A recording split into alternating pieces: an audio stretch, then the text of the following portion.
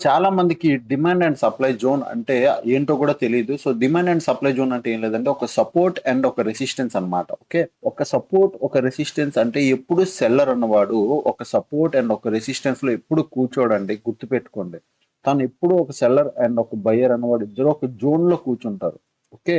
So, మీరెప్పుడైనా support, resistance గీసినప్పుడు అంటే మీరు ఇదొక సపోర్ట్ ఏరియా లేకపోతే ఇదొక రెసిస్టెన్స్ ఏరియా అని పెట్టుకున్నప్పుడు మీరేం చేయాలి అంటే వీలైనంత వరకు అదొక జోన్ కింద కన్సిడర్ చేయండి. ఒక 5, 10 పాయింట్ల పైన, ఒక 5, 10 పాయింట్ల పైన అంటే ఇలా ఒక జోన్ పెట్టుకోండి.